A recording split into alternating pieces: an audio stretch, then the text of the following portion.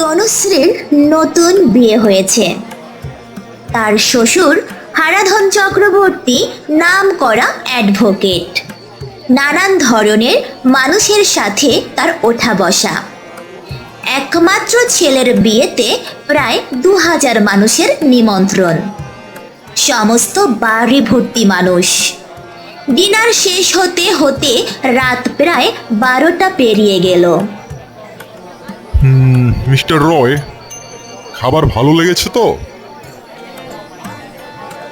হ্যাঁ হ্যাঁ, খুব ভালো হয়েছে। আবার আসবেন মুখার্জি বাবু। হ্যাঁ হ্যাঁ, অবশ্যই আসবো। নতুন বউ, ঘরে আসো, এখন বিশ্রাম নিবে। ঘরের ভিতর থেকে চিকন কণ্ঠে কেউ একজন বলে উঠল। আর এই হলো তনুশ্রীর বর রোহান চক্রবর্তী। সেও ওকালতির জগতে বেশ নাম করতে শুরু করেছে।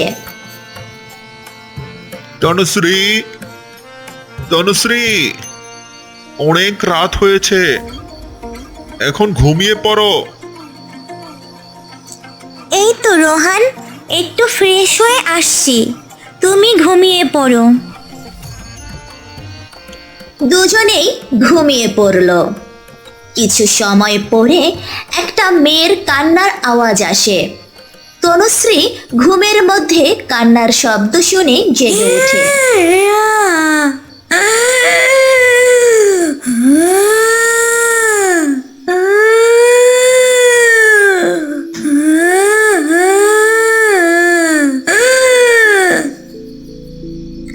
কান্না করছে কে এত রাতে? রোহান, রোহান, উঠো, শুনতে পাচ্ছ?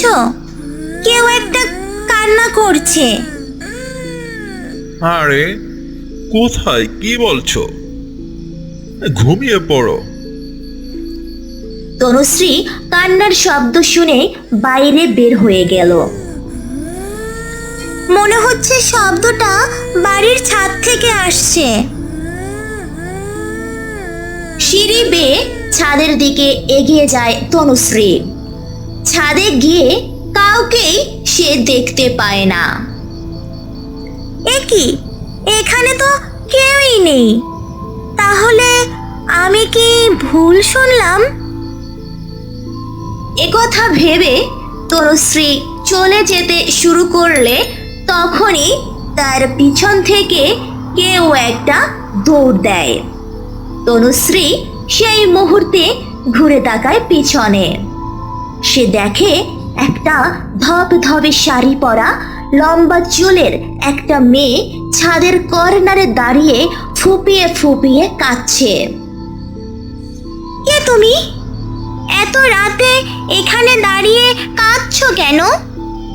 সারাদিনে তোমার সাথে তো আমার পরিচয় হলো না।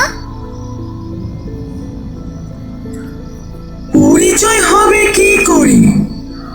আমি তো দিনের আলোতে থাকি না। মানে কি? এত রাতে তুমি এখানে কেন দাঁড়িয়ে আছো এভাবে? কি চাও তুমি? আমি চাই তোর রক্ত। তনুশ্রী, তনুশ্রী, কোথায় তুমি? তনুশ্রী, তুমি কি সব বাজে কথা বলছো? তোমার কণ্ঠ এত এত অদ্ভুত লাগছে কেন? আমার দিকে তাকিয়ে কথা বলো। তাকিয়ে কথা বলতে হবে? হ্যাঁ, তাকিয়ে। তনুশ্রী, কোথায় গেলে? তনুশ্রী কি ছাদের দিকে গেল নাকি? যাই তো দেখি ছাদের দিকে গিয়ে। এটা বলে সে ছাদের দিকে আসতে শুরু করলো। এই বলে তনুশ্রীর দিকে ঘুরে বাঁকা হয়ে আর অদ্ভুত স্বরে হাসতে থাকে আত্মাটি। তনুশ্রী, তনুশ্রী, কই তুমি? তনুশ্রী আত্মার বীভৎস চেহারা দেখে অজ্ঞান হয়ে পড়ে যায়। আত্মাটি শূন্যে মিলিয়ে যায় রোহানের পায়ের আওয়াজ পেয়ে। রোহান ছাদে এসে দেখল তনুশ্রী নিচে পড়ে আছে। ও মা, এ কি হয়েছে তনুশ্রী তোমার? তনুশ্রীকে বিছানায় শোয়া দেখা যাচ্ছে, আর পাশে রোহান বসে আছে। তনুশ্রী জেগে উঠে বলল, রোহান, আমাকে বাঁচাও, আমাকে বাঁচাও, ও ও আমাকে মেরে ফেলবে। এমন সময় শ্বশুর হারাধন চক্রবর্তী একজন হুজুরকে নিয়ে তাদের ঘরে প্রবেশ করে। দেখুন হুজুর, আমার পুত্রবধূ কি হয়েছে? কালকে রাত 3টায় ছাদে অজ্ঞান হয়ে পড়েছিল।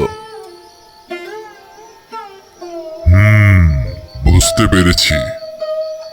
নাও মা, এই তাবিজটা হাতে পরো তো, কখনোই খুলবে না এটা। হুজুর বিদায় নিয়ে সেখান থেকে চলে গেলেন। তনু, আমার ইম্পর্টেন্ট একটা কাজ পড়েছে গো, শহরের দিকে যেতে হবে। হ্যাঁ গো, আজকে না গেলেই নয়, যেতেই হবে। হ্যাঁ, লক্ষ্মীটি আজই যেতে হবে, তবে রাত 9টার মধ্যেই আমি ফিরে আসব। ঠিক আছে, তাহলে সাবধানে যেও। এই বলে রোহান তাড়াতাড়ি করে বেরিয়ে পড়ল। তনুশ্রী শুয়ে আছে, আর ওর শাশুড়ি পাশে বসে ওর মাথায় হাত বুলিয়ে দিচ্ছে। ঘড়িতে তখন 9টা বেজে আসলো। রোহান ঘরের ল্যান্ডলাইনে ফোন করে। হ্যালো।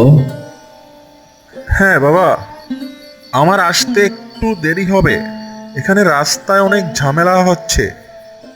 তনুশ্রীর কাছে মাকে একটু ঘুমাতে বইলো। আচ্ছা বাবা, তুই চিন্তা করিস না, সাবধানে আয়। রাত 11টা। তনুশ্রীর ঘরের দরজায় কেউ একজন নক করছে। মনে হয় মা এসেছে ঘুমানোর জন্য, দেখে গিয়ে। তনুশ্রী দরজা খুলেই রোহানকে দেখে অনেকটাই অবাক হয়ে গেল। আরে তুমি তুমি না বললে তোমার দেরি হবে? হ্যাঁ, বলছিলাম না, রাস্তায় ঝামেলা ছিল, কিন্তু ঝামেলাটা মিটে গেল, তাই আর ফোন দেয়নি, চলে এলাম। ওকে ওকে, যাও এখন ফ্রেশ হয়ে আসো। রোহান খুব দ্রুত ওয়াশরুম থেকে বেরিয়ে এলো। তনু, এখনই ঘুমিয়ে পড়বে? চলো না একটু ছাদের দিকে যাই। আমার তো শরীরটা ভালো নেই। আচ্ছা ঠিক আছে, চলো একটু ঘুরেই আসি। তনু, এদিকটায় আসো, এখানে খুব সুন্দর হাওয়া দিচ্ছে। আমার অনেক ভয় করছে রোহান। ভয় কিসের? আমি আছি না। আচ্ছা, তোমার এই তাবিজটা ভালো করে বাঁধা হয়নি মনে হচ্ছে। একটা কাজ করো, এটা খুলে তারপর আবার শক্ত করে বাঁধো। কি বলো? ভালো করে তো আটকানো ছিল। আচ্ছা দেখছি। এটা বলে তনুশ্রী তাবিজটা খুলে হাতে নিল। বেখেয়ালে হাত থেকে পড়ে গেল তাবিজটা। যে তুলতে যাবে তখনই তীব্র বাতাসে তাবিজটা আরো দূরে চলে গেল। রোহান, রোহান! তখনই একটা ভয়ানক হাসির শব্দ। পিছনে ফিরে দেখলো সেই লম্বা চুলের বিভৎস চেহারার মেয়েটি, কিন্তু রোহান নেই কোথাও। এবার দে, এবার আজকে দে তো রক্ত আমাকে। আচ্ছা বেশ, আমি দেব আমার রক্ত। তার আগে আমার অপরাধটা কি সেটা বলো। কি ক্ষতি করেছি আমি তোমার? কিচ্ছু করিসনি। যা করেছে তোর শ্বশুর করেছে, হারাধন চক্রবর্তী। কি বলছো তুমি এসব জাতা? কি করেছে সবটা বলো আমায়। শোন তাহলে, তুই কি জানিস তোর স্বামী রোহানের বড় ভাই কিভাবে মারা গেছে? হ্যাঁ জানি তো, ওরা দুই ভাই ছিল। বড় ভাই 1 বছর আগে ছাদ থেকে পড়ে মারা গেছে। না না না, তুই ভুল জানিস। সে আত্মহত্যা করেছিল এই ছাদ থেকেই। 1 বছর আগে তোর ভাসুর মোহন বাবু আমায় ভালোবেসে বিয়ে করতে চায়, কিন্তু আমি ছিলাম এই বাড়ির কাজের লোকের মেয়ে, তাই আমাদের সম্পর্ক মেনে নেয়নি তোর শ্বশুর ওই হারাধন চক্রবর্তী। একদিন আমি যাই হারাধন বাবুর কাছে। তিনি আমাকে খুব খুব অপমান করেন সেদিন, আমাকে বাজে কেচে ফাঁসিয়ে দেন। সেটা সহ্য করতে না পেরে মোহন এই ছাদ থেকে লাফ দেয়, আর ওকে বাঁচাতে গিয়ে আমিও পড়ে যাই। আর আমার বাবা, আমার অসহায় বাবা পাগল হয়ে যায়। আমি সবাইকে শেষ করে দেব, হারাধনকে মৃত্যু যন্ত্রণা দিতে চাই আমি। এমন সময় পিছন থেকে সেই হুজুর বলে উঠল, তুমি এটা করতে পারো না।